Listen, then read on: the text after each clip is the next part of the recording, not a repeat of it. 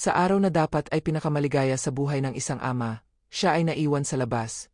Nakapinid ang pinto, durog ang puso, at walang nakakaalam na may dala siyang regalong magpapabago sana ng lahat, 55 milyong dolyar. Ngunit huli na ba ang lahat? Si Ernesto ay 68 taong gulang na nang mangyari ang araw na hindi niya kailanman inakala na darating. Ang araw ng kasal ng nag-iisa niyang anak na lalaki, si Daniel. Sa buong buhay ni Ernesto, isa lang ang pinanghawakan niyang dahilan para magpatuloy, ang mabigyan ng mas magandang kinabukasan ang kanyang anak. Lumaki si Daniel na hindi marangya, pero hindi rin nagkulang. Pinag-aral niya ito sa pinakamahusay na paaralan na kaya ng kanyang kakayahan. Nagtrabaho siya sa ibang bansa ng halos 3 dekada. Tiniis ang lungkot at pangungulila, para lamang masigurong magiging maayos ang buhay ng kanyang anak. Maagang nagising si Ernesto sa maliit na silid ng hotel na tinuluyan niya. Tahimik ang paligid, pero ang dibdib niya ay punang kaba at pananabik. Nakasuot na siya ng kulay abong Amerikana, simple ngunit malinis, at sa bulsa nito ay may nakatiklop na dokumento, isang legal na papeles na matagal niyang iningatan. Isang wedding gift na hindi niya kailanman sinabi kahit kanino. 55 milyong dolyar, ang kabuuan ng kanyang ipon, puhunan, at tagumpay sa buong buhay niya. Hindi niya ito ipinamukha sa anak niya, dahil gusto niyang sa araw mismo ng kasal, doon niya ibibigay. Bilang simbolo ng pagmamahal, hindi ng kayamanan. Habang bumibiyahe si Ernesto papunta sa lugar ng kasal, pinagmamasdan niya ang mga gusali sa bintana ng sasakyan. Sa isip niya, bumabalik ang mga alaala, ang unang hakbang ni Daniel, ang unang araw nito sa paaralan, ang gabing nagkasakit ito at magdamag siyang nagbantay.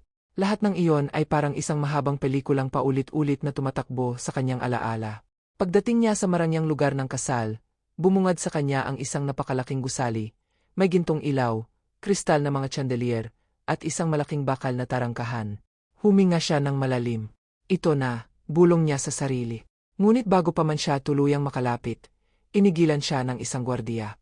Paumanhin po, sir. May imbitasyon po ba kayo? Napakunok ang noo ni Ernesto. Ama ako ng ikakasal. Nagkatinginan ang mga gwardiya. Isa sa kanila ang tumingin sa listahan. Wala po kayong pangalan dito. Parang may malamig na tubig na ibinuhos sa ulo niya. Hindi maaaring wala ako riyan. Ako ang ama ni Daniel. Tinawag ang isang wedding coordinator. Isang babaeng maayos ang postura, pero malamig ang tinik. Sir, malinaw ang bilin. Walang papasukin na wala sa listahan. Sinubukan ni Ernesto na tumawag sa anak niya, ngunit walang sumasagot. Nakikita niya sa loob ng tarangkahan ang mga bisita. Nakangiti, nagtatawanan, nagbabatian. At doon niya nakita si Daniel, nakaitim na tutsedo, masaya, tila wala ni katiting na bakas ng pag-aalala. Katabi nito ang nobya, si Maria, maganda, elegante, at kumikislap sa kasiyahan. Naramdaman ni Ernesto ang bigat sa dibdib niya. Hindi siya galit. Hindi rin siya galit sa anak niya. Ang nararamdaman niya ay isang tahimik na sakit. Ang pakiramdam na tila, ba hindi na siya kabilang sa buhay ng anak niya. Lumipas ang mga minuto. Nakatayo siya sa labas, hawak ang dibdib, habang patuloy ang kasiyahan sa loob. Ang mga luha ay hindi niya napigilan. Ito na ba ang kabayaran ng lahat? Tanong niya sa sarili. Nasa araw na ito, ako ay hindi man lang maalala. Sa loob ng bulsa niya, naroon pa rin ang dokumentong magbabago sana ng buhay ng kanyang anak, ang $55 million wedding gift. Ngunit sa oras na yon, wala ni isang taong may alam. At habang nagsisimula ang seremonya sa loob, si Ernesto ay nanatiling nakatayo sa labas, nag-isa, tahimik, at wasak ang puso. Hindi alam ng lahat na ang taong iniwan sa labas ang siyang may dala ng pinakamalaking regalo sa araw na iyon. Nanatiling nakatayo si Ernesto sa labas ng malaking tarangkahan, habang patuloy na umaagos ang oras na tila, bawalang pakialam sa kanyang nararamdaman. Ang malamig na hangin ng hapon ay dumadampi sa kanyang balat. Ngunit mas malamig ang pakiramdam sa kanyang dibdib. Sa bawat tunog ng musikang nagmumula sa loob, mga biolin, mga palakpak, at masasayang tawanan, parang may bahaging unti-unting nadudurog sa kanyang puso. Umupo siya sa isang mahabang bangkong bato malapit sa tarangkahan. Dahan-dahan niyang hinugot ang panyo sa bulsa at pinunasan ang mga luha na pilit niyang itinatago sa mga dumaraang tao. May ilang bisita ang napatingin sa kanya, ngunit mabilis ding umiwas. Tila ba isa lamang siyang estrangherong walang kaugnayan sa engrandeng selebrasyon. Hindi niya maiwasang balikan ang mga nangyari sa nakalipas na taon, kung paano unti-unting nagbago ang relasyon nila ni Daniel. Noon, halos araw-araw silang magkausap. Ngunit nang makilala ni Daniel si Maria, unti-unting nabawasan ang mga tawag, ang mga mensahe, at ang mga simpleng kumustahan. Hindi siya nagselos. Naiintindihan niya. Alam niyang ganito ang takbo ng buhay. Ngunit hindi niya inakala na darating ang araw na puluyan siyang may iwan sa labas, literal at emosyonal. Sa loob ng bulsa ng kanyang Amerikana, muling naramdaman ni Ernesto ang matigas na papel. Ang dokumentong matagal niyang iningatan. Naalala niya ang gabing pinirmahan niya iyon, nag-isa sa isang tahimik na silid, may tasa ng malamig na kape sa tabi niya. Naalala niya kung gaano siya kasaya habang iniisip ang reaksyon ni Daniel. Hindi niya planong ipangalandakan ang regalo. Gusto niyang ibigay ito ng pribado, bilang isang ama, hindi bilang isang mayamang tao. Habang nag-iisi siya, may isang matandang babae ang dahan-dahang lumapit sa kanya. Mukha rin itong bisita, may suot na simpleng damit ngunit elegante. Ikaw ba'y okay lang, iho? Malumanay nitong tanong. Ngumiti si Ernesto kahit may luha sa mga mata. Ama ko nang ikakasal, sagot niya. Pero hindi yata ako inaasahan. Napailing ang babae, may lungkot sa mga mata. Minsan, nakakalimot ang mga anak. Hindi dahil masama sila, kundi dahil masyado silang abala sa sarili nilang mundo. Tumango si Ernesto. Alam ko, pero masakit pa rin. Sa loob ng gusali, masaya ang lahat. Si Daniel ay punang ngiti, habang hawak ang kamay ni Maria. Hindi niya napapansin ang kawalan ng kanyang ama. Para sa kanya, kumpleto ang araw, ang mga kaibigan, ang mga kamag-anak, ang babaeng minamahal niya. Sa isip niya, baka hindi na rin darating ang ama niya. Baka masyado itong pagod, o baka mas piniling manatili na lang sa hotel. Hindi niya tinawagan muli, iniisip na baka ayaw nitong maabala. Habang nagsisimula ang palitan ng panata, nakikinig si Ernesto mula sa labas. Hindi man niya naririnig ang bawat salita. Ramdam niya ang emosyon sa boses ng anak niya. Napapikit siya. Naalala niya ang araw na tinuruan niya si Daniel magbisikleta. Ang mga gabing pinagsasaluhan nila ang payak na hapunan, ang mga pangakong binitiwan niya sa sarili, na hindi niya pababayaan ang anak niya kailanman. Daniel, bulong niya, kung alam mo lang. Sa loob, may isang bisita, isang tiyuhin ni Daniel, ang napansin ang matandang lalaking nasa labas ng tarangkahan. Sandali siyang napatigil, tila ba may pamilyar sa itsura nito. Ngunit agad din siyang tinawag ng isa pang kamag-anak, at ang sandaling iyon ay lumipas na parang hangin. At tuloy na umuusad ang seremonya. Ang mga bisita ay nakatayo, pumapalakpak, at nagbubunyi. Si Ernesto ay nananatiling nakaupo, tahimik na nakikinig, tahimik na nagmamahal. Walang galis sa kanyang puso, tanging lungkot at pangunawa lamang. Lumipas ang halos isang oras. Unti-unting nagdilim ang langit. Ang mga ilaw sa loob ay lalong lumiwanag, habang ang labas ay lalong nagiging madilim. Parang salamin ng kanyang nararamdaman, liwanag para sa iba, dilim para sa kanya. Muli niyang kinuha ang dokumento sa bulsa at tinitigan ito. Hindi pera ang bigat nito, kundi ang simbolo ng lahat ng sakripisyong ginawa niya. Kung hindi ngayon, bulong niya, kailan pa? May sandaling naisip niyang umalis na lang. Umuwi, itago muli ang dokumento, at hayaan ang lahat na manatili sa katahimikan. Ngunit hindi niya nagawa.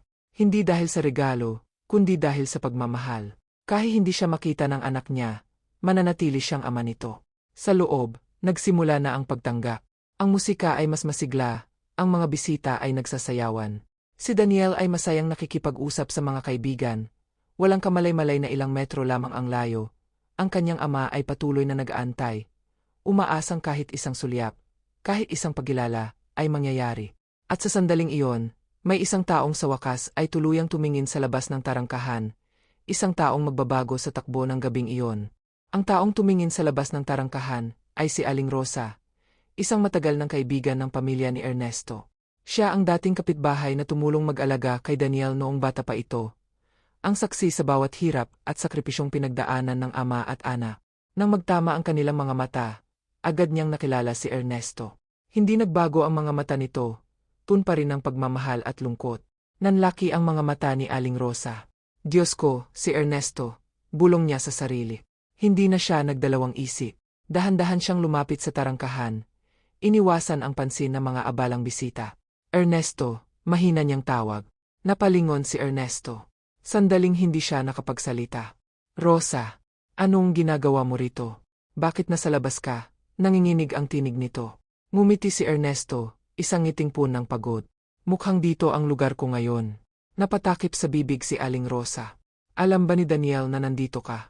Umiling si Ernesto. Sinubukan kong tumawag. Pero baka, hindi niya ako kailangan ngayon. Hindi napigilan ni Aling Rosa ang sarili. Agad siyang pumasok sa loob. Mabilis ang hakbang, ang puso'y kumakabog. Hinanap niya si Daniel sa gitna ng masayang pagtitipon. Nang makita niya ito, hinawakan niya agad ang braso ng binata. Daniel, mariin niyang sabi, nasaan ang ama mo? Napakunot ang noo ni Daniel. Hindi po siya sumagot kanina. Akala ko hindi na siya darating. Daniel, halos pabulong ngunit may dayin, nasa labas siya. Mag-isa. Sa likod ng tarangkahan. Parang huminto ang mundo ni Daniel. Ano? Nasa labas ang ama mo. Hindi siya pinapasok. Biglang bumigat ang dibdib ni Daniel. Hindi na siya naghintay pa ng paliwanag. Iniwan niya ang mga bisita, iniwan ang mga kaibigan, at mabilis na naglakad patungo sa tarangkahan. Habang papalapit siya, nakita niya ang pamilyar na anyo ng ama, nakaupo, bahagyang nakayuko, tila bapasan ang bigat ng buong mundo. Papa, mahinang tawag ni Daniel. Dahan-dahang tumingala si Ernesto. Nang makita niya ang anak, hindi niya napigilan ang luha. Daniel. Mabilis na lumapit si Daniel, hindi alintana ang mga matang nakatingin. Papa, patawad. Hindi ko alam. Bakit hindi ka pumasok? Ngumiti si Ernesto. Mukhang hindi ako kasama sa listahan. Naramdaman ni Daniel ang kirot ng konsensya. Kasalanan ko to, sabi niya, nanginginig ang tinik. Akala ko ayos lang sayo, kahit hindi ka na magulo. Umiling si Ernesto. Hindi ako nagpunta para magulo ka. Nandito ako dahil mahal kita. Yumakap si Daniel sa ama, mahigpit, matagal, parang batang natatakot mawalan. Maraming bisita ang napatigil. Tahimik na pinagmamasdan ang eksenang iyon. Maging si Maria ay napalapit, may pagtataka at lungkot sa mga mata. Papa Ernesto, mahinang sabi ni Maria. Patawad po. Hindi ko po alam na. Hindi na siya pinatapos ni Ernesto. Walang dapat ipagpaumanhin. Masaya ako para sa inyo. Dahan-dahang hinawakan ni Ernesto ang kamay ni Maria. Alagaan mo ang anak ko, sabi niya. Tumango si Maria, may luha sa mga mata. Opo. Pangako. May sandaling katahimikan. Pagkatapos, dahan-dahang hinugot ni Ernesto ang dokumento mula sa bulsa ng kanyang Amerikana. Nanginginig ang kamay niya, hindi dahil sa lamig, kundi dahil sa bigat ng sandaling iyon. May dala sana akong regalo, mahina niyang sabi. Hindi ko ito balak ipakita ngayon. Pero siguro ito na ang tamang oras. Inabot niya ang dokumento kay Daniel. Binasa ito ng binata, at unti-unting nanlaki ang kanyang mga mata. Hindi siya makapagsalita. Papa, 55 milyong dolyar. Ngumiti si Ernesto. Hindi ito tungkol sa halaga. Iyan ang bunga ng buong buhay ko, para sa kinabukasan ninyo. Nang marinig iyon ng mga tao sa paligid, nagkaroon ng bulungan. Ngunit si Ernesto ay nanatiling kalmado. Hindi ko ito sinabi para ipagmalaki. Gusto ko lang malaman mo, kahit minsan mo akong makalimutan, hindi kita kailanman kinalimutan. Napaluha si Daniel. Papa, patawad. Hindi ko napansin. Hindi ko nakita. Hinaplos ni Ernesto ang pisngi ng anak. Ang mahalaga, ngayon ay magkasama tayo. Binuksan ang tarangkahan.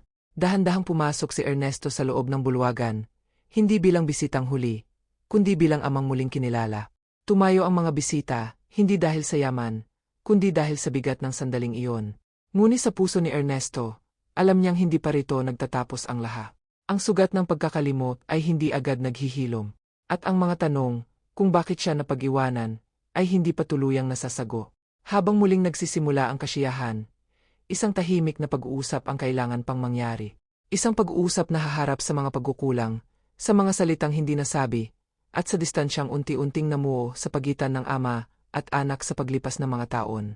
At sa gabing iyon, sa gitna ng liwanag at musika, ang tunay na kasal ay hindi lamang na mag-asawa, kundi ng isang ama at anak na muling piniling magpatawad at mag-unawa. Tahimik ang isang sulok ng bulwagan kung saan umupo sina Ernesto, Daniel, at Maria. Sa gitna ng masayang musika at halakhakan ng mga bisita, tila may sarili silang mundo. Isang mundong puon ng hindi pa nasasabi at damdaming matagal na kinikimkim. Nakaupo si Ernesto ng tuwid, ngunit halata ang pagod sa kanyang mga mata. Si Daniel naman ay nakayuko, hawak ang baso ngunit hindi umiinom. Si Maria ang unang nagsalita. Papa Ernesto, maingat niyang simula, kung may nagawa man kaming pagkukulang, ako po ang humihingi ng tawad. Ngumiti si Ernesto, banayad ngunit may lalim. Hindi ito tungkol sa sisi, hiya.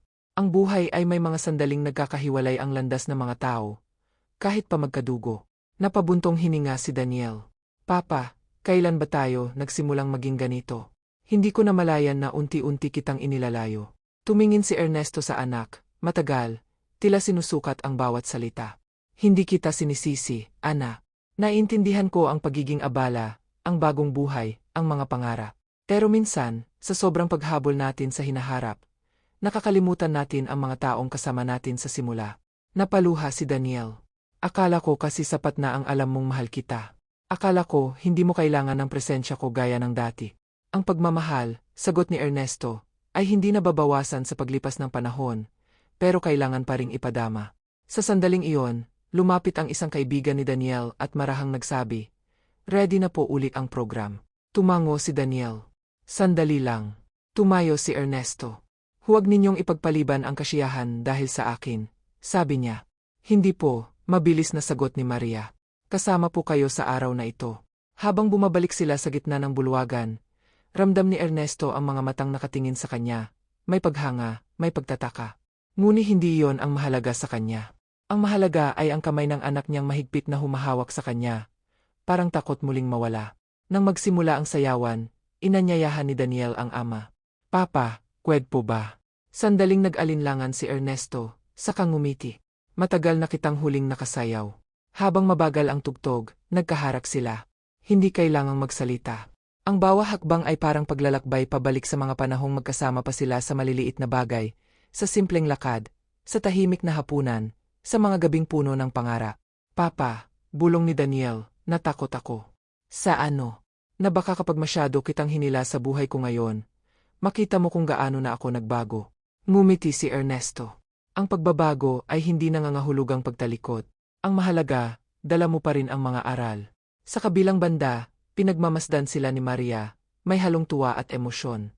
Lumapit siya at sumabay, hawak ang kamay ni Ernesto sa kabilang panig. "Salamat po," sabi niya. "Sa ano?" "Sa pagpapalaki ninyo kay Daniel. Kung sino man siya ngayon, malaking bahagi po kayo noon." Naramdaman ni Ernesto ang init sa kanyang dibdib. Hindi dahil sa yaman, hindi dahil sa pagkilala ng mga tao, kundi dahil sa simpleng pasasalamat. "Alagaan ninyo ang isa't isa," sabi niya.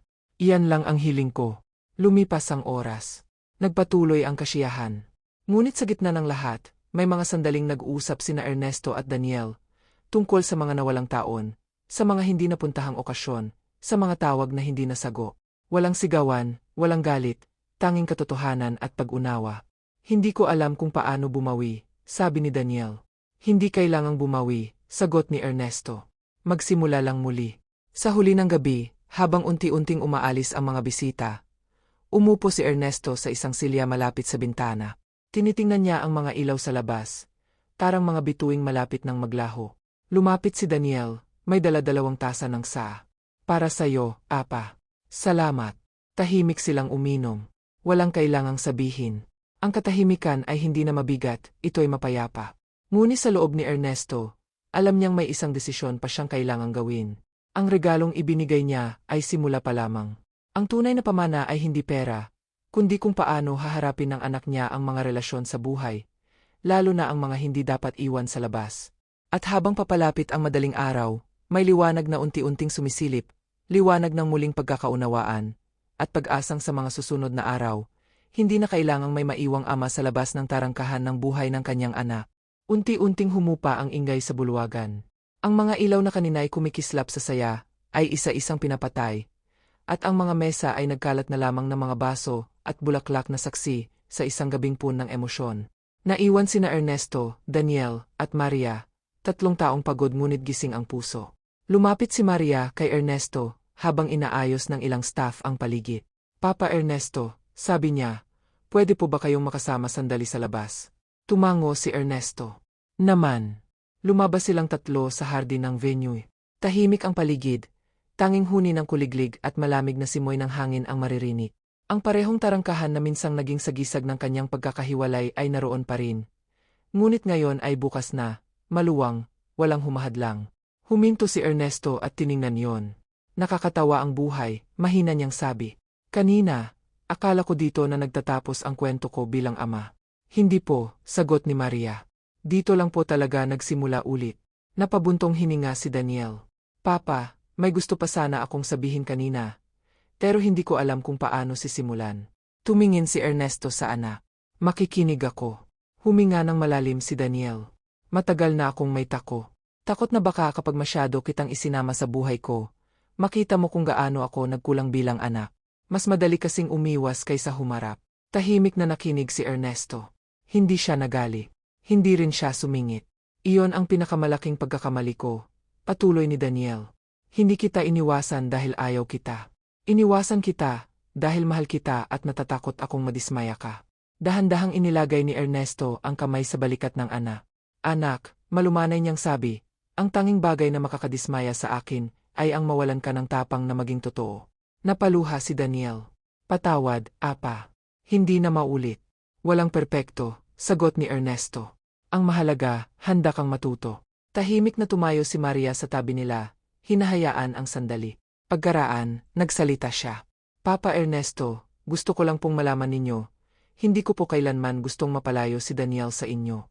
Kung may pagkakataong naging dahilan ako, patawad po. Ngumiti si Ernesto. Hindi ikaw ang dahilan, hiya. Ang pag-ibig ay hindi nagnanakaw, minsan lang, nakakalimot ang mga tao kung paano ito balansihin. Nagpatuloy sila sa paglalakad. Ang langit ay unti-unti nang nagiging mapusyaw, senyales ng bagong araw. Doon, sa gitna ng katahimikan, muling nagsalita si Ernesto. May isang bagay pa akong gustong gawin, sabi niya. Hindi tungkol sa pera. Nagkatinginan sina Daniel at Maria. Ang $55 milyon, patuloy ni Ernesto, ay hindi lamang regalo. Iyan ay tiwala. Ngunit mas mahalaga kaysa riyan ang isang pangako. Ano po iyon? Tanong ni Maria. Na kahit gaano kayo kaabala, kahit gaano kayo kalayo, hindi ninyo hahayaang may maiwan sa labas, lalo na ang mga taong nagmahal sa inyo ng tahimik. Tumango si Daniel. Pangako, Apa. Makalipas ang ilang araw, bumalik si Ernesto sa kanyang tahimik na buhay. Hindi na siya bumalik sa hotel. Inimbitahan siya nina Daniel at Maria na manatili muna sa kanilang tahanan. Doon, unti-unting nabuo ang mga bagong alaala, simpleng almusal, mahabang kwentuhan sa gabi, at mga tawanan na matagal nang nawala. Isang hapon, habang nagkakape sila sa balkonahe, biglang nagsalita si Daniel. Papa, gusto naming ipangalan sa iyo ang foundation na itatatag namin. Napalingon si Ernesto. Foundation. Opo, sabi ni Maria. Para sa mga pamilyang nagkakalayo, dahil sa trabaho at pangarap. Para sa muling pag-ugnay. Natahimik si Ernesto. Sa mata niya, may luha, ngunit hindi na iyon luha ng sakit. Kung ganoon, sabi niya, iyon ang pinakamagandang regalong matatanggap ko. Lumipas ang mga buwan.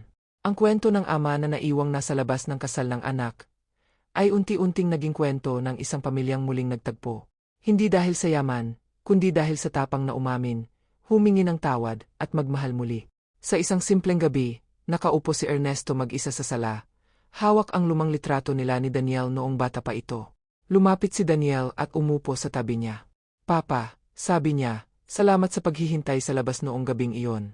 Tumingin si Ernesto, nagulat. Bakit? Kung hindi ka naghintay, baka hindi ko natutunan ang pinakamahalagang aral ng buhay ko. Ngumiti si Ernesto. Minsan, sabi niya, ang pagmamahal ay tahimik na paghihintay, umaasang may magbubukas ng pinto. At sa gabing iyon, magkasama silang tumingin sa bintana. Wala nang tarangkahang nakapaghihiwalay, wala nang pintong nakapinit. Tanging isang pamilyang natutong pahalagahan ang isa't isa, at isang ama na hindi na muling may iwan sa labas ng buhay ng kanyang anak.